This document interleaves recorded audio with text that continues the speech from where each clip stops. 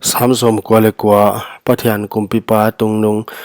kumpipa in topan vai a homa michi ling uhen ama cherupte tung a atua leitung ling hen topa zayon khosung a thupi tak a hi a michi te tung a tungnung tham a hi amao namin thupi lawai tak phat uhen ama siang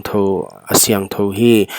kumpipa hat na in vai hom na a it a nang hian tuam nei lo na nahi kip hi nang zakop te laka vai na homa dik tak in nahi hi topa ipathian u pa toy unla a khenga na bula bia un ama asyang tho hi asyam pute laka amo si le aron amin lo ute laka Samuel amao topa asamwa aman adong ta a hi maybe ding